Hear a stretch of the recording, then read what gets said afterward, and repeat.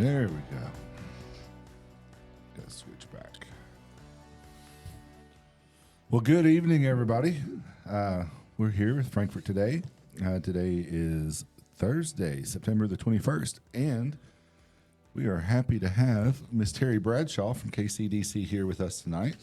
And we've been looking forward to speaking with her. She's for most of you know, the economic development person for Frankfort and Franklin County. Very pivotal in getting things done and helping businesses land here in Frankfort with the best we can, at least. Terri, why don't you tell us a little bit about your mission, staffing problems, what you need?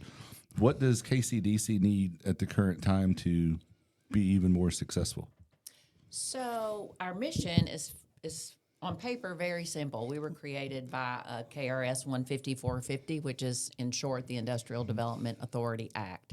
And so we are here to promote industrial development and large commercial development. Now, that being said, that requires a lot of different things, including addressing quality of life issues, infrastructure issues, workforce development.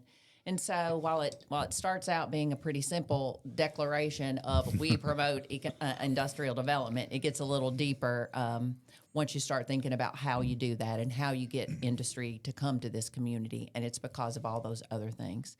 And our staffing issues, well, we don't have any staff, so that's an issue.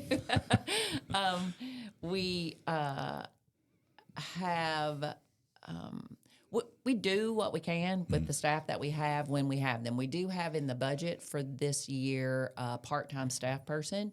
We're just in the process of trying to figure out what that looks like. We have a previous employee who helps me with our financial reports and those kind of things. And so we're looking at different ways we can incorporate somebody else into doing that. So hopefully sooner rather than later, we'll at least get a part-time person in there to help. Good deal. Yeah, I don't think people realize how much economic development is involved in these projects. I have a firsthand knowledge because of my wife, but people think, oh, just bring a company in. There's so many things that companies look at, when they're deciding to land in a community somewhere, and every community is not a fit for every company, and that's not necessarily a reflection of the community or the economic person involved in that community. I mean, there's so many things that go into it. Absolutely. And every business is not appropriate for every community, and every community is not appropriate for every business. Right. So you have to find the right partners, just like a marriage. Find the right partners. Yeah. Find the right partners and then stick with them. That's right. That's right. Well, I went back and did some research all the way back to your first day on the job, or maybe second day, something like that, and read a Straight Journal article, and said the KCDC for Frankfort and Franklin County is a public-private partnership committed to creating and retaining high-quality jobs, business retention, and expansion. And it mentions small business in that article. Now, I know all the discussions we've had and that I've watched in your meetings, it's mainly industrial-based. But if you had more funding and could hire a staff person, could you work, or would it even be possible to work with having them recruit small businesses to fill all these empty storefronts we got in all these shopping centers? Yeah, so first we do, honestly, I would say 60-40, 60% small business development and 40% large business development. The difference is a small business that comes to town and employs 7 people part-time doesn't get the news headlines like a 200-person manufacturing facility. And the other unfortunate part of that is that the time that it takes to recruit that business and to help them get from A to Z, from the the thought process and to the opening the front doors takes as much of my time as if I were recruiting a 200-person manufacturing facility. So when there's one of you, you have to kind of balance what time you have with what you can get done. Keyword being one. That's correct. When we had two other people on staff, we did a number of small business recruitment activities. One year we wrote letters from the mayor and judge. I went into the ABC's website and pulled the addresses of every small business that sold alcohol by the drink within a 1 hour drive. We sent them a letter from the mayor and the judge that said, this is what we've got going on in Frankfort. Here's some information and photographs of the buildings we have available downtown. We think you'd be great here in our community, and if you're interested in expanding or growing, please give us a call. We got about 8 visits from that. I still have a project I'm working from that letter that we sent. As a matter of fact, they emailed me yesterday and are getting ready to open down on Home Street and are working on some zoning issues. So, again, that was time that required a lot of time that I don't have to give to that right now. But when Aaron was with us, we did that a couple of times. Yeah, because I've talked to you at 7 and 8 o'clock at night, and you're still at work. Correct. That's the story. Yeah. Frankfort could use more restaurants. I wish some way we could, just anything to fill all these empty storefronts. I think the shopping center I'm located in is one of the most full ones, on a percentage basis. But Eastwood Shopping Center and Century Plaza is basically vacant. If we just had somebody that could focus on recruiting small business and holding their hand from beginning to end to get them open like Danville and Maysville do. Yeah. They're really successful. We've talked about those 2 places. Sure. And they, and that is,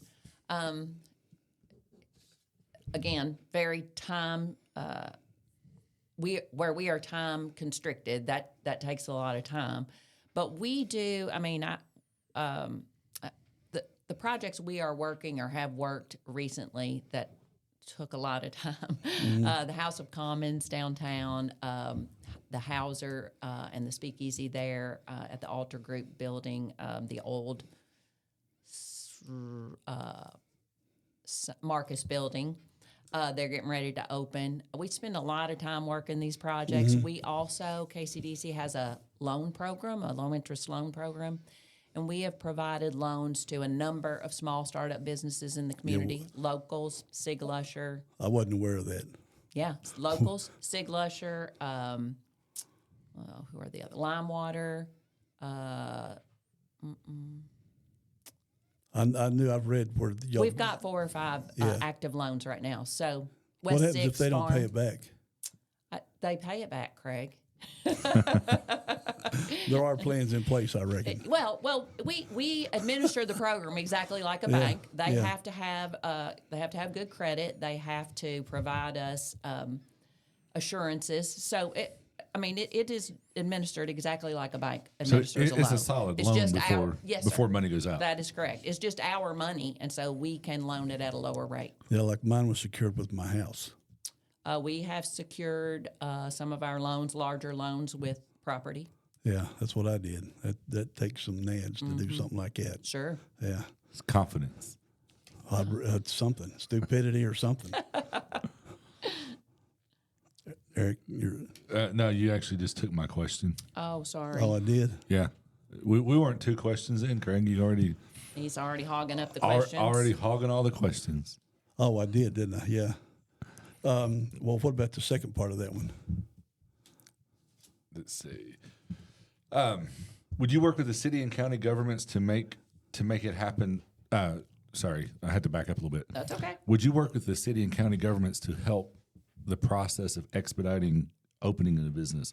Frankfort and Franklin County has become, I guess, known for being difficult to get a business started, especially if you start looking at food and restaurants. There's so many inspections and things that have to get done. And we do not have a one-stop shop in order. I can't just go up and say, hey, Terry, I need this, and then everything miraculously gets done. There's a lot of jumping around. Is that something that you could work with city and county government to help streamline? Where would the people like us who want to push for change, who would we rattle to get stuff like that done? Well, okay, so we could, yes, definitely work from beginning to end every project, but that's going to take a lot of time. Staffing. Correct. We do work with the city and county every single day almost, and that I don't foresee that changing. We can't do our job without them, and so we recognize that the city and county also have limited staff, and so we try to complement each other. We also partner with the Chamber of Commerce, DFI, tourism. So we all are understaffed, underfunded, and so the best way for us to be successful is to support each other when we need the support. And so that is what we have found to make us most successful, is that we partner. We use our partners often and well. And it's to everyone's benefit too. You see a lot of friction sometimes between Frankfort and Franklin County.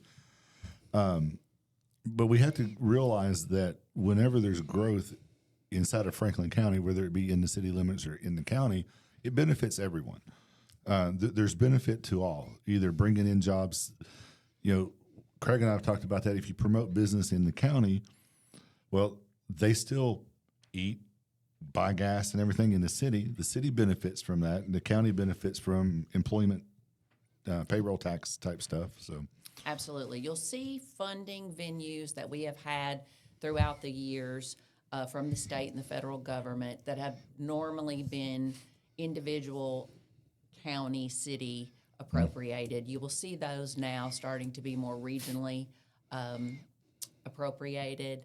The PDI money, Product Development Initiative funds that the legislature passed over the last 2 years are focused now on regional efforts, and we are partnering with our folks in Anderson County, and I think we're going to talk about that in a minute.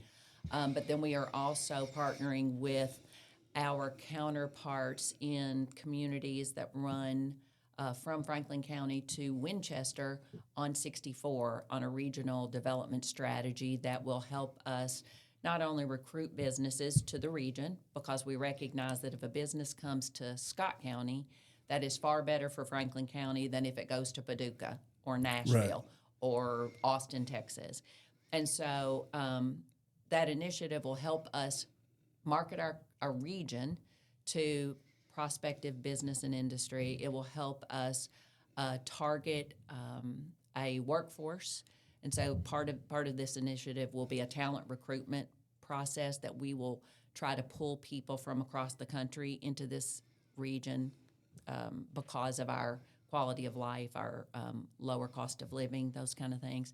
And then there's a portion of it that will bring the leadership in those 9 communities together to better educate them on what economic development is, how it should be done, how we do that as a region. Because we do recognize that when our neighbors prosper, we prosper. Right, yeah. Right. You mentioned tourism, DFI, KCDC, and Chamber. Yes. Everybody's understaffed. Correct. Everybody's got their own little territory. What would happen if all 4 of them merged together? Not a thing. I mean, we'd just be in the same building doing the same work, but we work literally together every day. But just all in different locations. Correct. I've always wondered that. You mean to like share staff? Yeah. Yeah, we've got, each one's got its CEO or executive director or something. I think tourism's got a couple of staff members. DFI, I'm not sure if they do or not. No staff members Just at DFI. just the one person. Just Susie. And you're one person with a part-timer. And I know you're all busy, but I didn't know if you could like share workloads and spread the knowledge and the wealth, and somebody might hear something over here that needs to tell you about it or something like that. Yeah, we do. If you were in one location. And would it save rent, all being in one location? Yeah, well, we've looked at that several years ago when I very first started here in Frankfort. The judge and one of the city commissioners kind of brought a group together to discuss that. And honestly, the logistics of it all were the thing that held it up. We own our building. And where are you located? We're located on 127, just south of the interstate. And St. James Court? Near St. James Court, Okay. Consumer Lane, so we're across the street from St. James Court. And so it was the logistics that ultimately kept us from being able. Some of us are government funded, some are private industry funded. It's just. But we did also recognize that we have to be partners. We have to help each other for everybody to succeed and for this community to be a better place. And so to that end, we formed what we call the 4 Ps, the 4 partners, and we meet regularly. We keep each other updated on what projects we have going. We don't have enough staff, any of us, to duplicate services, and so we want to be sure that we're getting all the services provided without duplicating. So all 4 of them need more staff? I mean, if we're trying to draw tourism, we're trying to draw economic development, we're trying to promote downtown, if they don't have enough staff, isn't that hurting us? Of course it is. I mean, there's no other. I mean, this is just basic math. Right. The more people you have, the more services you can provide, and the more things you can do. As I said, when we had a couple of staff folks, we had social media posts every day. We had a person who literally got in their car and drove through the community looking for properties to that we could promote for development. We don't do any of those things anymore because we don't have staff. We had a program called First New Friend, which was a community onboarding program that that just welcomed people to the community. We had 12 ambassadors that we connected with new folks in the community or people who were interviewing for jobs in the community, so that they could acclimate them better to the community. If you're thinking about moving to Frankfort and taking a job at Topi, you want to know what child care facilities are available. You have an ambassador you can call or email and ask them that. I think we participated something like that, right when we opened up, because we wanted the new people, the new residents, to know about sure. Da Vinci's Pizza. Exactly. So we gave them a coupon or something like that, and that went on for a while, but then it kind of died on the vine. It did. We didn't have a staff person to run that anymore. Back to the open business thing, I mean, the lack of the storefronts, all the empty storefronts. I noticed we're not tapping the KSU market. They're business college kids that graduate and want to open a business. We don't want them to go back to Detroit or Los Angeles or Alpharetta, Georgia. Some people I've worked with. Are there grants and low interest loans for minorities and females? And if there are, who would they talk to in the city to apply for them? Yeah, so as I mentioned, KCDC's got low interest loans for business loans. The Small Business Administration has a lot of technical assistance programs, but would they grants. contact somebody in the city to get the SBA?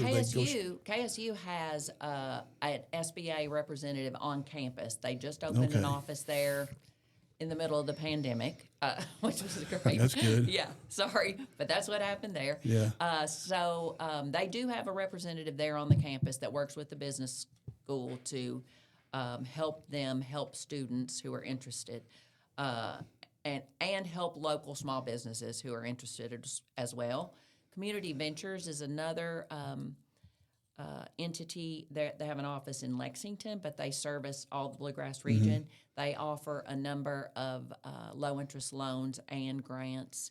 USDA offers a number of grants for small businesses. So there are lots of opportunities. So would they contact you or somebody in the city or somebody in the county? They can contact me. Who's the first point of contact? They can contact me, and then I can listen to what their proposal is, and then try to connect them with the right. But it would be easier if you had somebody that was there to answer the phone. Sure, it would. Because you're a busy person. Yeah, it would be. Right. So we've talked about this before. We've talked about it in the DIG meetings, or you've talked about it in DIG meetings. We're low on land right now. Sure. And you get contacted by big factories pretty regular, correct? Correct. And they need acreage. They love our location. They love us by the interstate, but they need acreage. Correct. So how many times have they reached out to you, and what's the potential value? I remember you talked about that in one of the DIG meetings. Yeah, so I just grabbed some of these numbers as I was trying to get out the door today, so forgive me. So I think you asked about in the past 12 months. So Yeah, right. we track projects that we actually worked over the last 12 months. We've had 88 projects in the last 12 months that we've worked. Now those are small and large. They are expansions, new projects, everything in between. We have completed 6 of those. So 6 of those are here, done, doors are open. They're Earning tax dollars. That's exactly right. Yeah. We have another 20 that are still in progress, and by in progress, I mean they are working their way to get the doors open. Bourbon 30 is in progress, okay? So they're down there right now Yeah, I love that trying name. to get a sign up. So they will be open, just not opened yet. There are 29 more that we consider open, and by open means we have worked with them, they've called us, we've given them information, we've looked at sites. They haven't made a move yet, so they're still out there. And then there were 23 that we lost in the last year because 23 that we lost, period. Went somewhere else and opened shop, Correct. 18 of those we lost because we had no land or buildings. So those 18 were industrial property. We have plenty of other land and buildings, Right. so those were the industrial losses. But I think more to your question, the more alarming, or not alarming, that's not a good word, the more that shows the potential we had that we missed is some information that one of my board members prepared as we worked through the comp plan. And that is a 2-year, those are 2-year numbers, okay? So let me differentiate that from the 12 months. But we had 1,444 acres requested in the last 2 years. That was $2.5 billion Golly. in investments, which if you want to convert that over to property tax dollars, that's $30 million a year. Yeah. And that would have Plus payroll tax, millions in payroll taxes. correct 4,261 jobs.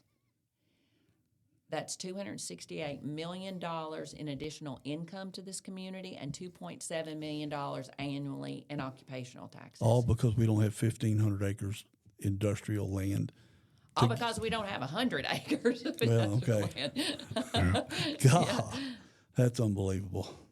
Yeah, so the potential is there. We just have to get property and buildings available. Thus, the property development initiative that I was talking about that the legislature passed. And Duncan Road, the Tyrannies, that's a successful venture. Oh, it is a successful venture, finally. It took us a long time to get there. 4 years. Yeah, but we have finally got that property ready and available. The Tyrannies are building a spec building there right now. We've had a couple of projects actually look at that spec building in the past few months. So the unfortunate thing for us is that the Tyrannies also own property in several other counties, at which they are currently have projects in the mix. And so they're spending their time finishing buildings on those facilities. So, Because they're based out of Winchester, correct? correct. Yeah, and so they'll complete those, but we've got the infrastructure, and eventually, hopefully, they'll go through here. Absolutely. Yeah. Well, on that, Mr. Rosen, back at one of the comp meetings, asked about how many acres of land was available, and the planning director plotted out about 7,000 along 127. When these large factories come in and look for a place, how big of a lot are they looking at?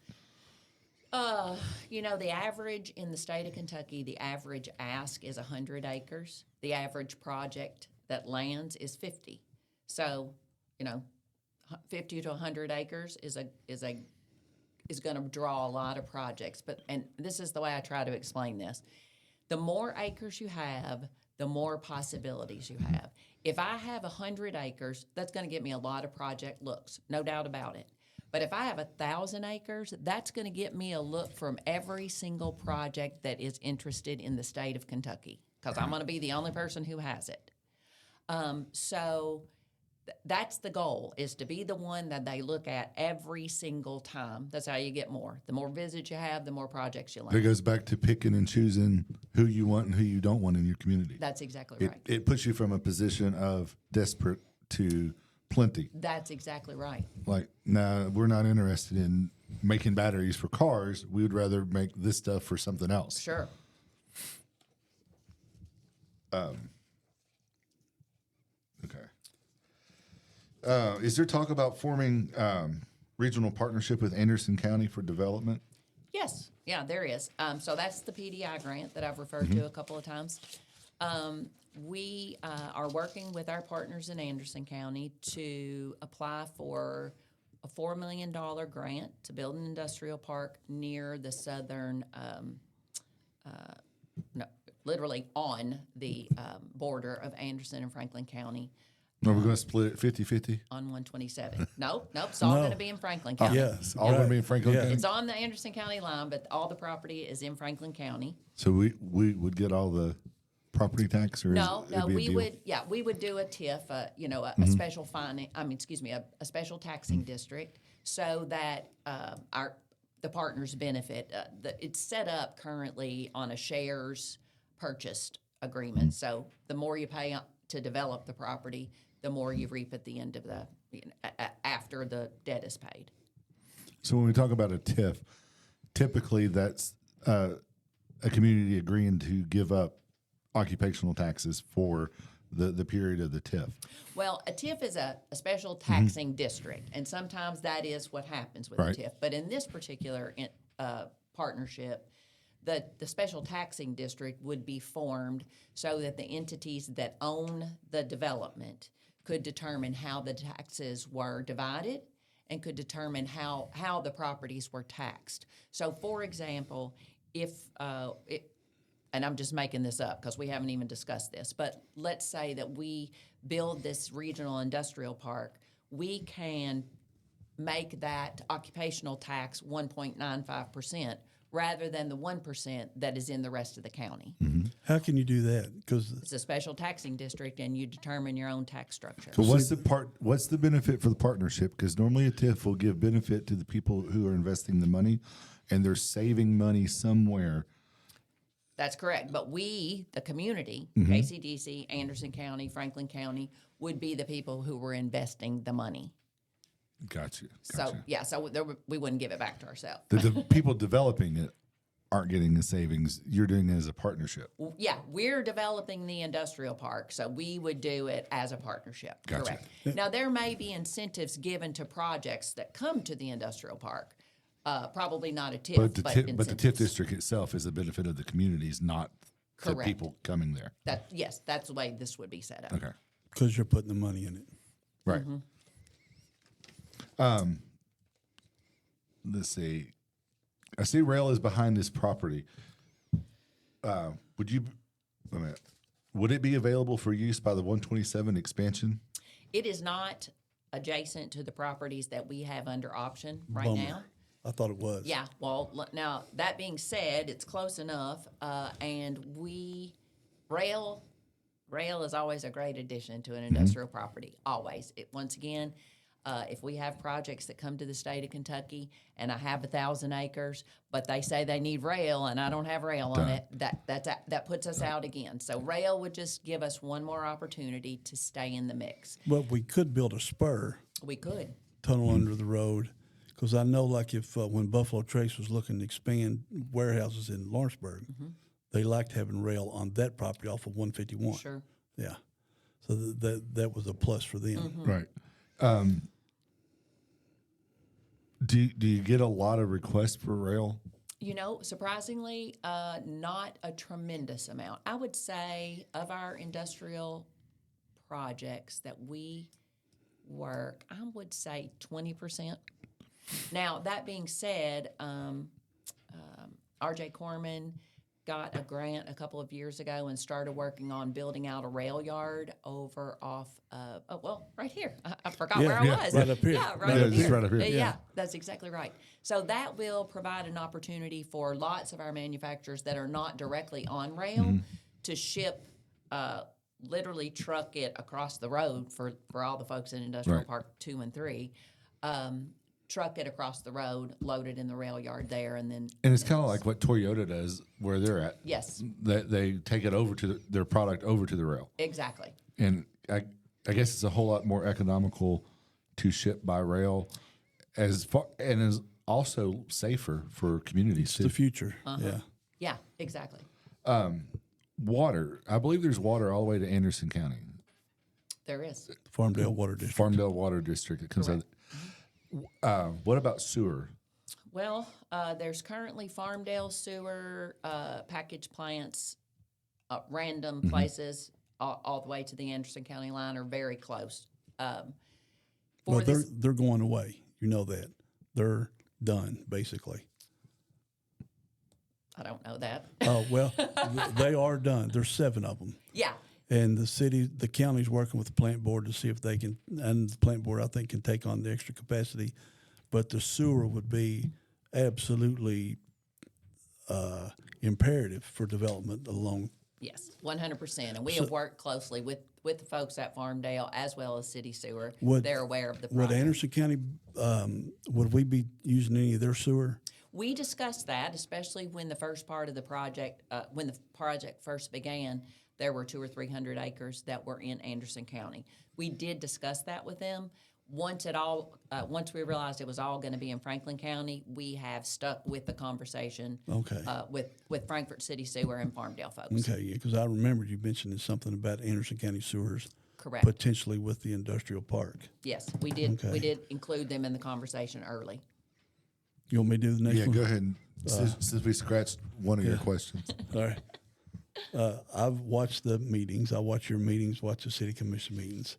And I know there was a time that the city, it's touchy, but this is what we're in. This is what we do. When they were saying they weren't ever hearing from you or anything like that, and I recall you mailing them data or something, and potentially they didn't read it. Basically what it come down to, just to be honest on this podcast. And how has your relationship with the city and counties? It improved, stayed the same? I mean, do you ever get calls or emails about the reports that you send in monthly and quarterly? Is there any communication between them? I was curious, how's Project A going?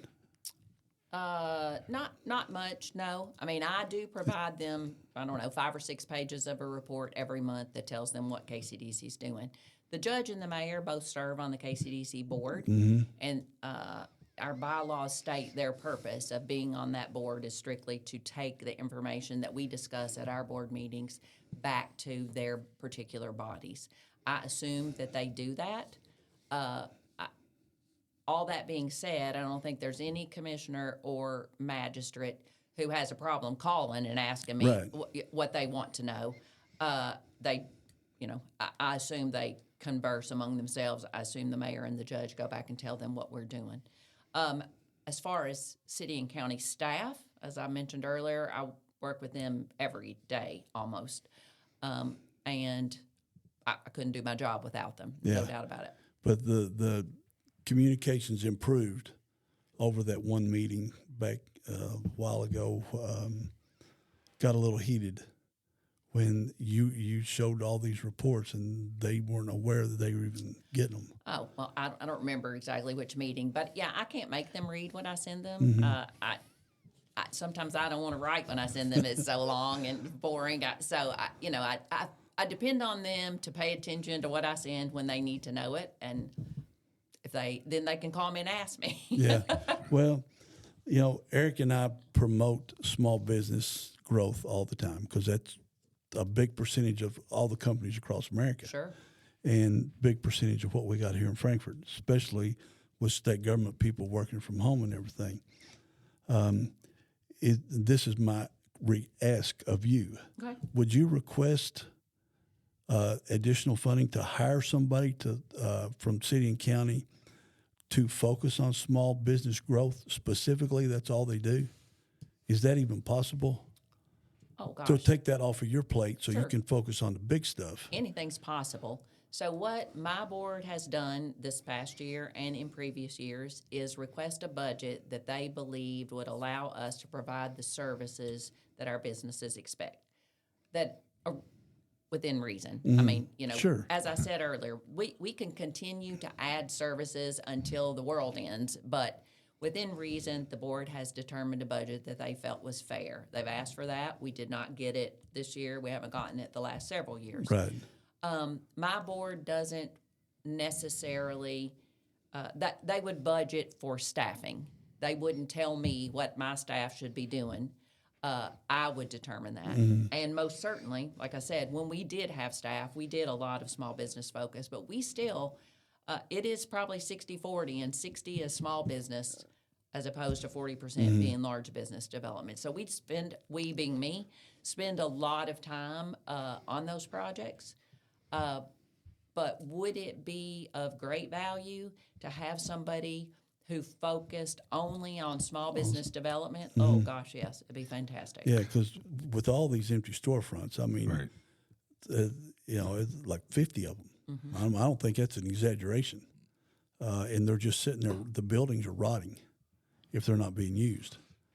So that's why I just think, if I was you, I'd ask city and county for some extra funding for additional staff, for sure. For a point of clarity, where for our viewers, where do you separate big and small Oh, well, on businesses? Yeah, well, 'Cause that's a great question, Yeah, 'cause- because the Internal Revenue Service does it differently. It's than like 500 That's employees. exactly right, Yeah. which I would call ginormous. So, So yeah, for us, it's kind of different for our community. yes, it is different for us. So what I would call small is 50 or less employees. That's kind of what I would consider small. If it were 60 employees that are part-time employees, Goodwood may have 70 employees for all I know. We got 23. Yeah, but I would still consider them a small business because they're small. But 50-ish would be the mark, I guess, that I would go from this is a small business to this is a And big I don't know project. why businesses don't reach out to either you or even the state economic development. I don't think they realize how little you have to create in order to be incentivized by the state. That is correct. Like 10 employees, you have to meet certain pay rates. I think a lot of people miss out on it. I think it's worth a phone call to you to say, "Hey, I'm what creating. can I? Sure, I'm creating 10 jobs." absolutely. Don't think that that's. I wouldn't want everybody to think that that's just nothing. Correct. I mean, if we talk about a 500 employee factory, yeah, sure, it's smaller, but for most of our communities, 10 to 15 good paying jobs is a huge difference. And there's a small business tax credit that, Yes. that you can get for less employees than that. Right. There are Really? lots of Yes. opportunities. So Yeah. to create new jobs, there are incentives for it. And for the city officials, county officials that might watch this, when Terry comes to you and wants some staff, think about this. I mean, it's easier for you to get the word out. And, if you have that social media person, if you're making that social media post every day, hey, we got programs for 10 employees, that brings jobs in and recovers that cost of that staff member through occupational and other business taxes. Correct. It's just basic finances. That's it's basic math. If we have Right. more money, we can provide more staff. If we have more staff, we Yeah. can provide more It's services. a catch-22. I mean, it's not a secret. Frankfort wastes money every year in the hundreds of thousands of dollars on studies that they never do anything with the data. Why don't we invest that in something like KCDC and your other partner groups to say they need help, they need staff, we need warm bodies to do stuff to make the wheels turn. So it was a little offshoot. Sorry, it's a random thought. It's what we're trying to push. Right. Is Smart spending of money. yeah, and if we want to grow, we got to have staff to make it happen. Right. Correct. Yeah. So You can't lead with taxing the people who are here. You've got to invest wisely. And yeah, and I hate paying taxes. I don't know anybody that was wants to gonna pay say. more. I don't like either. it. So I want more business in town because if we bring more business in, even though costs go up, like inflation Diversify your is going taxes. crazy, we diversify, and the county and city are still getting the same amount of dollars. They're just getting it from a wider group, so they're not having to raise taxes on the residents to provide the public services that everybody wants. Correct. Yeah. Okay. Dig. New thing. Full transparency. I'm a member. Enjoy the group a lot. A lot of smart people in there. Can you tell us about because it's not that old, Sure. from the beginning, the things we've done, the events we've held, meetings we've had, accomplishments. can go into some pretty good detail about that? Because we're recruiting more business members right now. They had a thing yesterday. Sure. And I'm trying to get Eric to join, trying to get another friend of mine to join. Good. Because I know there's not any IT people in there. That's what their company is IT. That's a good point. There aren't. You're right. Yeah, they're the IT people. So can you talk about its inception as we progress along, getting the members, the groups that we've had come in and talk? We've had some, after we had, the 3 meetings with all the businesses, then we had the meeting with the mayor and the county judge. And can you go into some detail in all of that? Sure. So a year and a half ago, Chad Peach called me and said, we've got to stop this. There's only the message that growth and development are bad in this community, and we've got to stop that. Can you help me? And I said, sure. I, at the time, met regularly with the bankers in the community. I met regularly with the realtors, and I met regularly with the developers, all separately, of course. And so Chad said, let's get a group together and figure out what we can do to change that. And I thought, well, who better to start than the realtors, the developers, and the bankers all in the same room? That's what we did. We called those folks together. Honestly, from that moment that those folks got in the room, these guys and ladies have been just forward moving on this process. They all walked into the room and said, absolutely, we need to change the message. Growth and development are fantastic for this community, and we need to be sure this community understands that. We need to be sure that our elected leadership understands that, and we need to figure out ways that we can promote that. And that's what they did. They got on board, wrote their bylaws, did all the paperwork to become a 501c6, and created a board of directors that is just phenomenal. So they've done a couple of membership drive events, but most of the membership comes from you telling your friends, them telling their friends. There are 70-ish paying members as of last night. We had a membership drive. Right. Did we get some new ones last night? Oh, we did. Actually, I already saw applications coming in today from the event last night. Good. And it was a beautiful event at the Schneider's Farm last night. Weather cooperated tremendously. Chad and Mary, who are the chair and the vice chair, did a phenomenal job of just explaining to folks the purpose of that group. It is not to cause problems. It is not to make people angry. It is to educate those folks in this community who have been told that business is bad and growth is terrible for so many years that they've grown to believe it.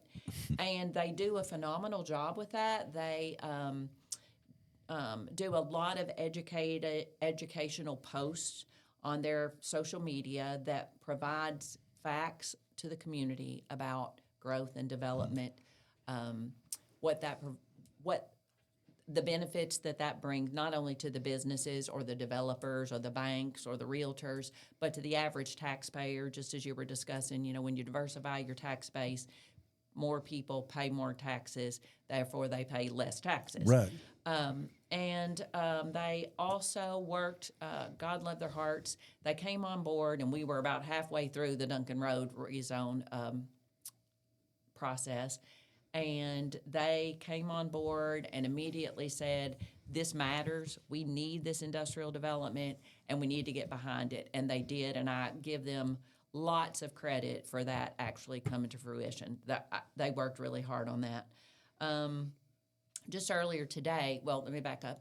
So during the summer, we had what we called the Summer Series, and that was first to recognize and thank the developers who were working downtown. We've got... Let me interrupt for one. Sure. It was extremely, that's what I've been telling Eric, it's extremely informative. Good, I'm glad about how Frankfort works. It was the best. Those 3 meetings were just spectacular. Good. So, I'm glad you enjoyed it. So the purpose was, number one, to educate our group, the DIG group, on what was happening downtown. You know, some of them work in the middle of downtown and still didn't know what was happening in the building 3 doors down. And so we wanted the group to know what was going on. We also wanted to recognize and thank the developers who are spending their money, spending their time and energy, making our downtown a better place. So we wanted to do that as well. And then we wanted to hear from them about what barriers they encountered along the way, how they felt like we could make that process easier, better. We wanted to know what things were good along the way, what we've got right, because obviously we want to keep doing that. And so we compiled a list of all those comments that we got through the 3 months, and there were about 10 projects that were represented. And then we provided that to the mayor and judge, as you had, and the Through city another meeting. elected, Through the another city meeting. elected and city and county elected officials, the utility companies, our other economic development partners. We presented them the findings from that summer series. And it would be the city and county officials that showed up. Well, correct. It would be the Mayor, ones county that showed up. judge, there's a city commissioner there. I was a little disappointed in that, to be honest, which is what we do here. We want to get more engagement and more transparency. And from those 3 meetings, I just learned a ton. Yeah, I did too, and I work every single one of those projects, and I still learn stuff. I mean, it was just how amazing how honest they were. Mm-hmm. It was amazing that none of the members leaked it out anywhere, because there were some brutally frank discussions. And we asked them for that on the front end. I was so surprised. In my table where I was sitting at, we were like looking at each other and said, "Oh my God," you know, it was just really eye opening with what they were saying. Yeah, sometimes you just have to hear the hard truth before you can make things better. And that's what we asked them to do when they came, is to feel free to be honest and tell us the whole story. We can't make things better if we don't know they're broken. And so we had to hear from them exactly what's broken. And then we wanted to not just make it a complaint fest, Right. let's just listen to everybody complain all summer long, but we wanted to hear how the developers, who knows best how to help the developers? The developers. Correct. And so we wanted to ask them how we could best mitigate those problems that they ran into along the way. And we provided that information to the city and county elected bodies as well, not just the problems, but the suggestions. to Yeah, fix it's those always problems. better if you have problems, if you can offer a solution behind Sure. it, because it will just be a crab fest. And Sure, exactly. And nothing's accomplished then. Exactly. So, Yeah, and I know several of the developers that spend a lot of money in Frankfort building and stuff. And I had a conversation with one in particular. I'm not going to out anybody on this, but it led to, we always hear this difficulty of doing business in Frankfort. My thought, I'm glad that DIG came along because, like you said, who knows better how to help them? The people, the core larger developers that we have here in Frankfort, they're citizens of the community. Most of them grew up here in Franklin County in Frankfort. They're putting their money to work. Get out of their way. None of the ones that I can think of off the top of my head do a project and it's a trashy. Right. It's always classy. It's always nice, and they want a return on their money. Don't make it difficult for them. Right. We often hear people complain about developers making money. I try to explain to them that's their job. I mean, I go to work every day and I expect to get paid, as do the two of you, as does everybody who goes to work. So to fault developers for making money is like faulting you for cashing your paycheck at the end of the week. Well, and us as entrepreneurs and you as a representative and pusher of economic development, we all get it. If there's nothing that's stopping anyone from doing what they do. Put your money up. Put your shingle on the door. Right. If you're willing to, in Craig's case, if you're willing to risk your house, if you believe in yourself that much, you deserve a return. Sure, absolutely. I quit my job, cashed out some of my 401k, which Dave Ramsey would tell you to never do. I went about 2 years without a paycheck after leaving a $100,000 corporate job, living on Michelle's salary and money out of my 401k. I'm going to get a return on that. I'm expect to be rewarded for that risk. As you deserve. Right. Exactly. You know, Exactly. it's not difficult. Capitalism's great if you're not lazy, Exactly. Right. Sure. if you're motivated. And we're pushing all the time. Part of it's cleaning up the town. Weeds. We've done videos. We've talked with the various city officials about cleaning things up, because everybody that comes downtown, now we got all these nice new businesses downtown. Most of them are coming 127 to downtown. 127, 60. Yeah. And so we want those areas cleaned up. So been making a lot of improvements. And there's been several people in the city that's that has helped a lot, made a lot of phone calls. Great. I mean, if we're going to pretend to be a tourist town, let's act like a tourist town. Let's have pride in our community. And we talked to the mayor about this when we had him on a podcast a few weeks ago, and things are shaping up, but there's always more. But if your town looks good, like when my son graduated college, went to Lebanon, the town is so clean, you notice it. Same thing with Campbellsville, because we go to a steakhouse in Campbellsville to eat, and the place is so clean, you can't help but notice it. Then you come back to Frankfort. And so progress is being made. It is. We're shaking the business unfriendly tag, I believe, because there's so many new businesses opening up, so that's got to be a positive. Sure. Right? Absolutely. Right? Right. So yeah, and groups like Dig and your group at KCDC and all those, we appreciate you guys doing your part to help make it easier for businesses. There's a lot of red tape to wade through, and we're making progress, and I hope the citizens and business people in Frankfort see the progress. Like Craig said, you can't always just complain. You have to give someone a pat on the back every now and then, Right. or they're no longer motivated to help. Sure. We got to recognize good things along with pointing out bad. yeah, I just wish we would involve KSU more, but we talk about that all the time. It's 1,100 kids that are getting a degree to do something. They Right. want to earn money off those degrees. I want them to work here. So do Absolutely. I. I don't want them to go back to their home state or nothing. So one last thing, the women's group, Empower Her. I see their Facebook posts. I know some of the women in there. Can you tell us about its formation and what you're doing with that? And Sure. Absolutely. So Empower Frankfort is Empower Her. her. Yeah. Her. No his. Yeah, No no him. No, him. Craig, you No, cannot come. no him. It is really it's a very informal group of business and professional women who come together once a month to enjoy each other's company, to support each other, to share ideas, to learn more about the community. We started that organization several years ago when we had a female city manager, a female city attorney, a female KCDC president, chamber, DFI, tourism, county deputy judge. Several department heads in the city. Exactly. The list is endless of the Right. women we have in leadership positions in this community. And we didn't feel like we were utilizing their knowledge to build up the next generation of young women in the community. And so that was the purpose of organizing that group to begin with. It is 250 women strong. We meet once a month. The second or third Wednesday.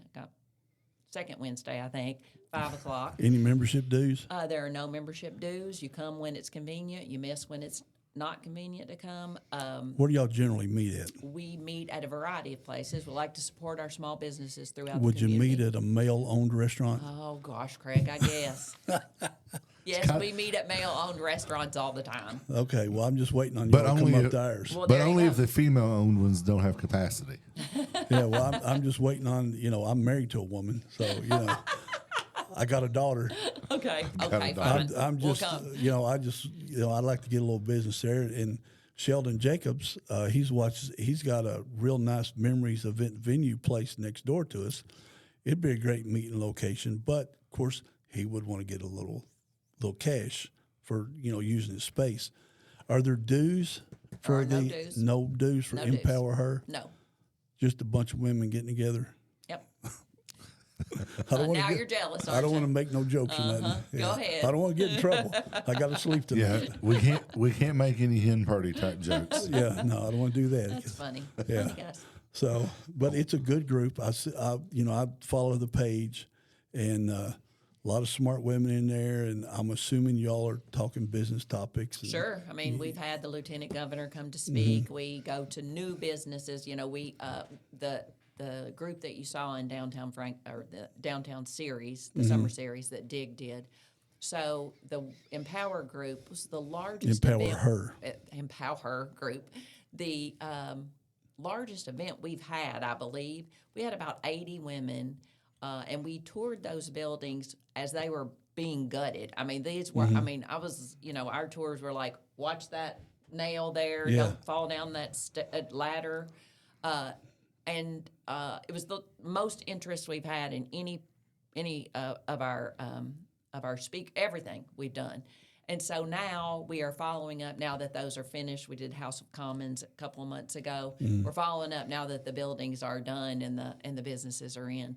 So we try to stick with things that are current within the community. We want these women to use their intelligence and their skill set to benefit the community. So we like to educate them on what's going on and then figure out how they can fit into the big picture to make it better. So does it help that both my general managers are female? Oh, I guess so. Yeah, I guess you're in So now. Empower Her. I'm looking at you.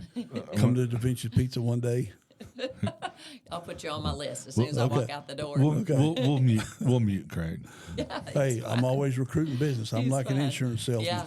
I never stop.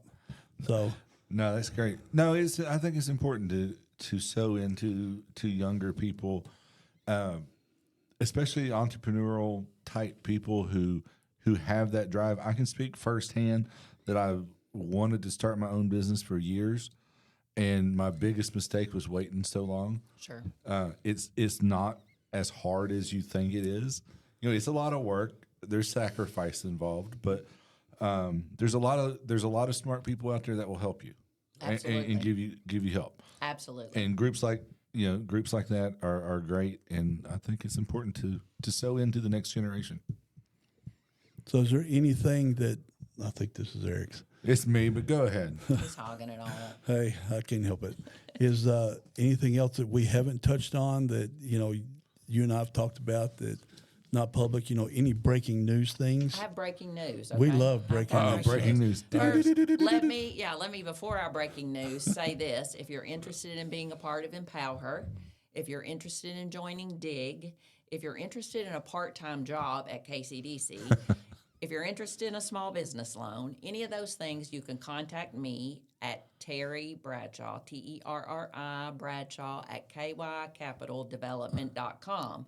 Or call me at 502-330-1732. Any of those things, I can get you where you need to be. Not necessarily a glorious job, but a very important job It's that makes very important. that makes a lot of That's change in the right. community. You will not get rich. It's hard work, but you'll feel so good at the end of the day. Right. So the breaking news, we were going to touch on this and we didn't. And the word is out there that KCDC is promoting 7,500 acres of industrial land to be zoned in Franklin County. Okay, that's not correct. I want to use this opportunity to correct that. KCDC is promoting the future land use map to provide 7,500 acres within the county, not down 127 south, 7,500 total acres within the county that could be used over the next 30 years for industrial development. We're not going to go out and develop 7,500 acres next Right. week. We're not asking for that zone change. The zone change could stay the same for all we care. We are asking that it be only recognized in the future land use map. The rationale for that is very long-term focused. And I think that you can agree with me that there are lots of things that have happened in this community over the last 50 years that happened poorly because we had no long-term focus. And so if you look at the next 30 years at the property that might be used for industrial development, and you recognize it, you map it, and you tell people that's where it's going to be. If we're going to develop industrial land, this is where it's going to be. Then they don't build a subdivision next to it. Right. They don't, so that 10 years from now, when we're trying to develop another industrial park, we're not making all the neighbors angry because they just built a nice little house on 3 acres next to it. We told them 10 years ago that this was going to be future industrial land. It is strictly a long-term planning goal, is to set that property aside so that we know in the future that will be those will be the places that we develop. They're not proposed all in one place. As a matter of fact, we didn't propose places. We asked the professionals, the local planning officers, to determine where the best places were. We asked the consultants that are working with the comp plan to determine the best places. Obviously, an industrial area has to have 4-lane roads. It has to have all the utilities. I mean, there are some requirements. So that limits, to some degree, where they can be. But we don't care where the 7,500 acres are. We're just saying that long-term planning, we should provide 7,500 acres throughout the county that we believe in the future would be good industrial. Right, yeah, because when Mr. Rosen asked, I forget who drew it up, maybe Eric Cockley or somebody, but drew it up on the screen. That was just a rough 30,000 foot view of the land, not what was going to be turned industrial there. But we've talked about a good-sized industrial park. If we could get 2,000 acres together, we could land some whopper projects, right? Oh, yeah. Oh, Big could. projects. Sure. You know how many acres the Blue Oval is down there? You know, I don't, I and I meant to worked look for the that today. Cabinet for Economic Development when we obtained that property. And that was 20 years ago, right? It was 20-plus years ago, yes, sir. But I meant to look up, see how many acres it was, but I know it was bought, that land was bought, like you said, the 30-year plan. It was bought 20 or more years ago Correct. with something like this in mind. And now it's going to pay off huge for them, part of Tennessee, and all of Kentucky. Well, for us, that's exactly right. We will benefit from that because we will get the second and third tier suppliers of that company. Right, like Toyota brought Assuming in. we have land to put them on. Right, yeah, like Toyota. You know, I remember I was still working in state government. Everybody about had a heart attack when they gave them $120 million in incentives. But look at, my son is working for one of the factories that feeds Toyota. Sure. And getting paid a heck of a salary.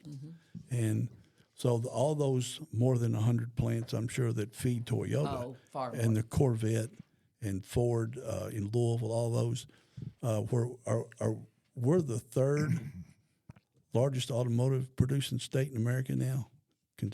We're in the top 5 for sure. I would assume so with Toyota, Ford. I think we're third Okay. with Corvette. Yeah. So, but we could go on about that. I know you got a timeline. Eric's got a timeline. So I'm shutting up. I could talk this all day. Right. Well, and a little side note, real quick.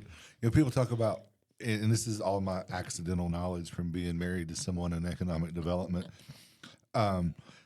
You hear things like, and I think this is important for people to understand and know. Toyota gets $150 or $25 million in incentives. People think that the state, the county writes a check. Here's your $125 million. Thank you for bringing that up. And why don't you explain to that how that investment really Good works? question. Yeah, it is a great question. Thank you for bringing that up. So the incentives work only if you produce. So So you don't write me a check for $100 million? I don't write you a check. What has to happen if you're going to bring your manufacturing facility here and we're going to give you an incentive, and let's say that it's 1% of your employee's occupational tax, we abate that back to you. Okay, that's a really common state Abate tax. meaning you don't Abate, pay it. We give it back to you. Yeah. So what After happens? they've collected it. Correct. So what happens is you have to hire those 100 employees that you said you were going to do when we said, okay, yeah, we'll give you the incentive. So you hire them, and then they have to go to work, and then they have to earn a salary, and then you have to take aside the 1.95% of You that have to salary collect that for tax. occupational tax, and then you send it to the city or county, whichever, and then they abate that 1% back to you. So you're never providing an incentive on the front end. You only get an incentive after you have actually produced what you said you were going to produce: the jobs, the salaries, the income, the investment. And one that I've talked about with my wife a lot, because I didn't understand it either. Like, this is typically stretched out over a 10-year period. Correct. So once I activate and I can start collecting this money back, what happens if the first year I only meet like 50% of the employees that I need? Do I still always get that $100 million back, or do I lose it if I don't produce? Yeah, well, it's cumulative, so it's over the term of the agreement. So you could potentially, and it's a dollar amount. So let's say that you're going to get back $50,000. Okay, that's a small project. You're going to get back $50,000. You could start out the first year and go, man, we are really kicking it over here. We're going to have to hire a whole bunch of new people and pay them a whole lot of money. You can over succeed, or you can Grow under faster, succeed. grow faster. To a certain percentage either way, and still benefit either way. At the end of the day, you collect that final dollar amount when you have Under your produced, agreement. when you have produced, yes, under your agreement, when you have produced that dollar amount. And so it is over a 10-year period, but you can ultimately do it in 6. Right. Or you could be at the end of the 10-year period and never not collect get your it all. 50. That's exactly right. Yeah. But thanks for explaining that, because I hear a lot of people who just don't understand that. I'm glad we could get an explanation from somebody who knows this stuff inside and out. Yeah, and I think a lot of the times you will find that the people who decide they hate growth and they hate development and they hate incentives and they hate all those things are They must not, love to pay taxes. they don't really hate that's what them at told all. me, yeah. They just don't truly understand how it works. And when you explain it to them, like you guys are doing, which I appreciate, when you explain it to them, they go, oh, well, that makes perfectly good sense. So part of what we need to do better, and DIG is trying to do as well, is to better educate people on the facts about what growth and development really do provide for the community. Right. And when they throw these numbers around, like Toyota, 125 million and all, it helps for if there's some kind of explanation, because of the way the paper puts it in and the way the uneducated citizenry read it, it just doesn't make sense, and it seems like we're just handing out checks for business. Sure. So I think it's important to have that. And that's why we have people like you on the Frankfort Today podcast, so we can explain it. Like when we had the mayor on, I totally believed the parking garage that they're building downtown was going to be turned over to the company that's going to eventually, hopefully, build out the big green space. It's actually on city property. We didn't know that till the mayor told us, which, that was pretty eye-opening, because everybody I talked to said, why in the world is the city building them a parking garage, a $9, $10, $12 million parking garage, and just going to give it to the guy? No, it's going to be the city transit center. Yeah, so that was cool. So you got anything else? Anything else that we missed? Or? No, thank you guys very We're much. right on our 10-minute thing. Right on it. Well, Terry, we really appreciate you coming out and providing some really good information for everybody. And Thank you. Thanks for taking time out. Yeah, yes. Thank you, Glad to guys. have you. Thank you. Okay. Until then, we will see you guys next week.